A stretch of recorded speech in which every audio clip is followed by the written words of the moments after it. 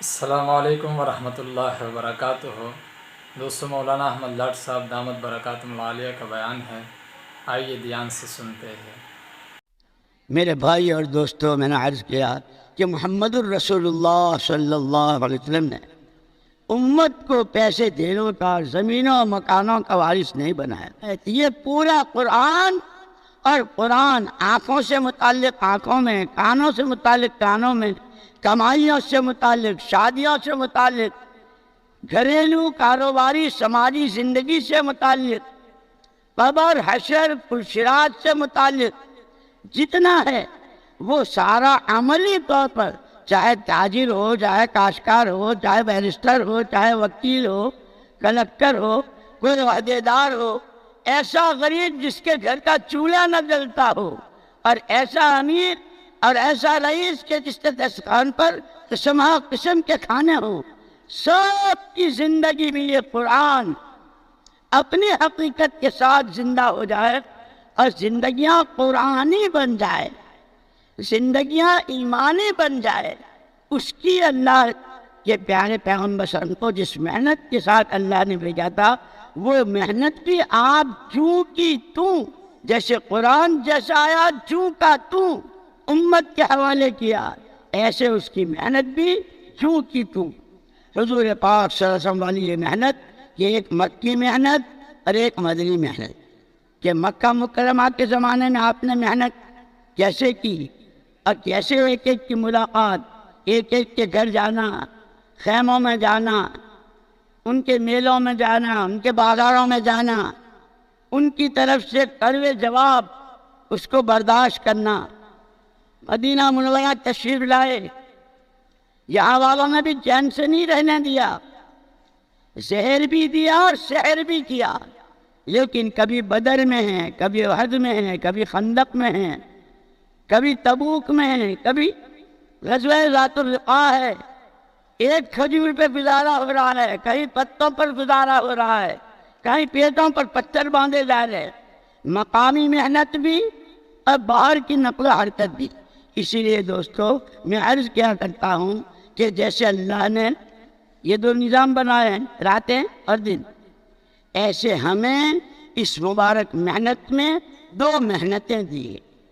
جب برکتیں بھی آتی ہیں، جب شریعت سنت کے مطابق، حکموں کے مطابق فرما برداری کے ساتھ کی زندگی ہوتی ہے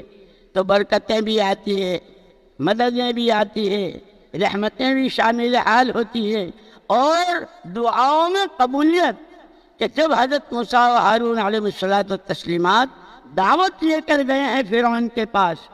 اور ساری بات بتائی تھی، بات کیسے کرنی ہے، اور اس بات میں بھی اللہ کا کتنا دھیان، اللہ کا کتنا ذکر، اور پھر جب وہاں اس کا حال دیکھا کہ وہ تو خدائی کی نیندیں مار رہا ہے، ظلم و استبداد اور ظلم و تعدی کی انتہا، اس وقت پھر دعا کی تھی، اے اللہ، یہ جس دولت کے گھمنڈ میں، جس حکومت کے نشے میں تیری مخلوق کے ساتھ یہ کر رہا ہے، اور تیرا صاف انکار کر کے خود ہی دعویٰ کر رہا ہے، ان کے معنوں کو تباہ کر، ان کے دلوں پر مہر لگا دے، اور یہ اس وقت تک ایمان نہ لاویں جب تک کہ یہ اپنی آنکھوں سے عذاب دیکھ نہ۔ اس لیے دوستو، ہمارے بڑے فرماتے ہیں، گشتیں پوری، تعلیم پوری، نمازیں مکمل، تسبیحات پوری، سارے اعمال دعوت شروع سے اخیر تک، اس کے آداب، اس کے اصول، اس کا نحو، اس کا طریقہ کار، جب محنت پوری ہوتی ہے تو اللہ پاک دعا ہے کہ جب ان دونوں بھائیوں نے اپنا سارا کام کر لیا تو اللہ نے کہہ دیا تم دونوں بھائیوں کی دعا قبول، اور یہ کہتے علماء کرام نے فرمایا اسی دن، جس دن موسیٰ و ہارون علیہ الصلوۃ والتسلیمات کی اللہ نے دعا قبول کی، اللہ کا دین دنیا میں زندہ ہو جائے، ہر فرد بشر سچا پکا بندہ بن کر، نبی کا تابعدار بن کر جیے، اس کی محنت کرنے والوں کی دعائیں بھی اللہ نے اسی دن قبول کر لی۔ آدمی کے پاس کوئی چیز ہوتی ہے بہت قیمتی، لیکن جب اس کو اس کی قیمت کا پتہ نہیں ہوتا تو غیر دوائی بھی استعمال کرتا ہے، اور جس چیز کی قیمت معلوم ہو تو اس کو سنگوا کے رکھتا ہے، اور نہ ہمیں دین کی حفاظت کرنے والا بنائے، دین کی اس محنت کی ہمارے ہاتھوں حفاظت ہو، یہ نہیں کہ اس کو کھلواڑ بنایا جائے۔ اسی لیے مولانا الیاس صاحب رحمۃ اللہ علیہ نے مولانا یوسف صاحب رحمۃ اللہ علیہ کو اخیر وقت میں بلایا تھا اور فرمایا تھا یوسف آ جاؤ، مل لو، ہم تو چلے، یہ کام ہے۔ دوستو، امید ہے کہ اس بیان سے آپ کو کچھ نہ جاننے کو ملا ہوگا۔ جیسا کہ مولانا نے فرمایا کہ ہماری زندگی قرآنی بن جائے، ایمان والی زندگی بن جائے، غریب ہو، امیر ہو، کاشتکار ہو، تاجر ہو، سب کی زندگی میں قرآن آئے، اور اس کے ساتھ ہم دین کی محنت کو سیکھے، دین کی محنت کو پلائے۔ اللہ تعالیٰ سے دعا ہے کہ اللہ حضور صلی اللہ علیہ وسلم والا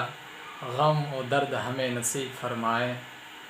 ملتے ہیں ایک نئے بیان کے ساتھ، تب تک کے لیے اجازت دیجیے، اللہ حافظ۔